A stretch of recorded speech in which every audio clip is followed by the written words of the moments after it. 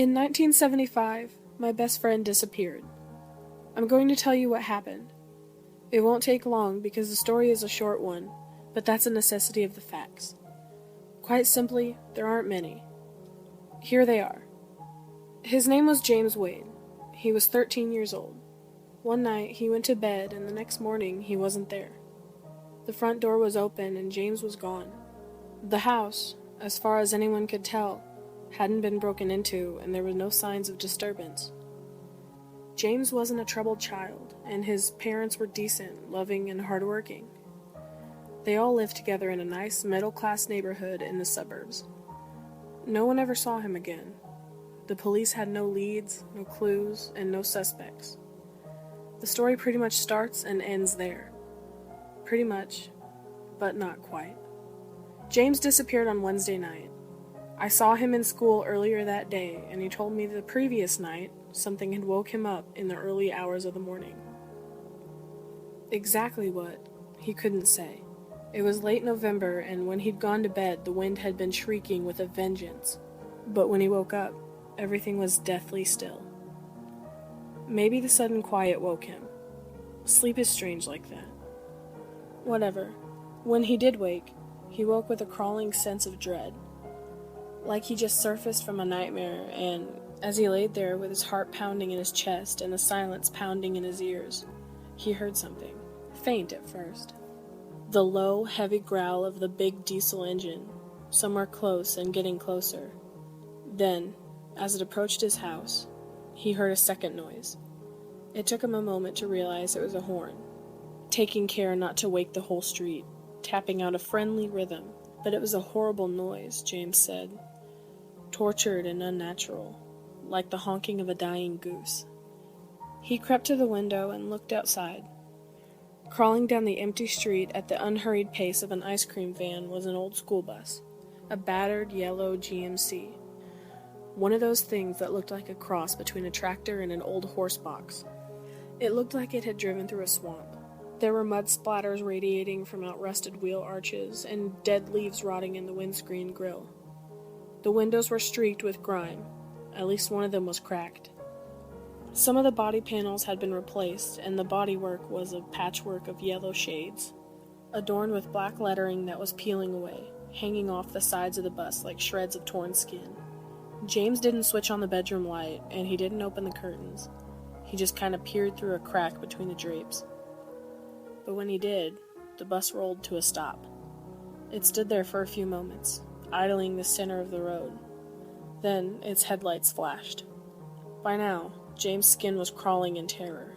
Seeing an old school bus on a quiet residential back street in the early hours of the morning was a strange sight. But it couldn't have been one that inspired blind terror. But it did. James could sense that something was very wrong. He dived back into bed and pulled the sheets over his head. He laid there for a while with his heart beating, and sometime later, not long, maybe 5 minutes, he crept back to the window. The bus was outside his house. When he inched the curtains open, the horn went beep. A friendly beep. Come on, it's time to go beep. James went back to bed, and this time he stayed there. The horn honked a few more times. A few minutes later, he heard the bus pull away. On Wednesday morning, when I saw him in school, James had black bags under his bloodshot eyes. He claimed he hadn't slept a wink. He was clearly distressed. I made a mistake, he kept telling me. I shouldn't have looked, he kept saying. It doesn't mean anything, I told him. It's just a bus. But nothing I said seemed to reassure him. I shouldn't have looked, he kept saying. And that's where my story ends. Me and James went our separate ways at the end of the school day, and I never saw him again. That's it. No big reveal, no explanation, no twist, no climax, nothing. Unfortunately, life is like that. Loose ends and unanswered questions. I'm in my 50s now. Sometimes I get nightmares. Sometimes they're the same and sometimes they're different, but even when they're different, they're just variations of the theme. Here's one. It's late at night. My car has a blown tire. I'm fixing it by the side road. I hear an engine. It gets closer and closer until I'm shielding my eyes from the glare of oncoming headlights. A school bus rolls by. As it passes me, I see a kid in the back window, banging the glass and screaming something that's lost in the roar of the GMC's huge diesel engine. It's James. He hasn't aged a day. I'm not a superstitious person. There's nothing in this story that can't be explained rationally. Maybe the bus had nothing to do with James' disappearance. Hell, maybe there was no bus. Maybe he dreamt the whole thing. Even so, I got 2 children of my own.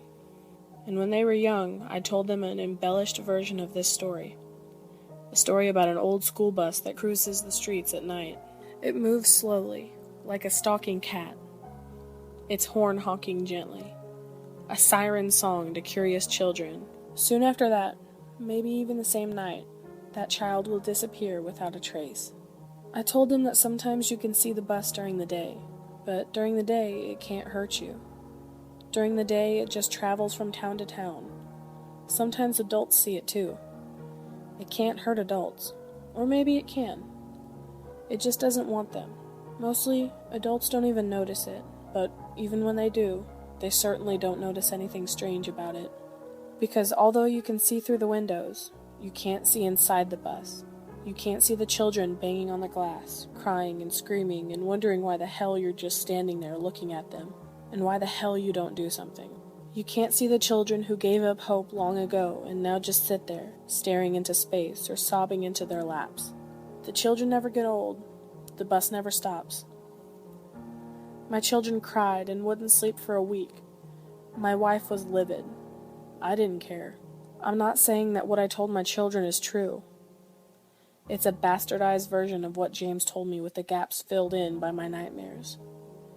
Nevertheless, it seemed important to me that my children know that if they are ever lying in bed, and if they ever hear the sound of an engine and a honking horn, they ignore it. Failing that, they should run out of their rooms and come and climb into bed with me and their mother. Anything. Just don't go to the window.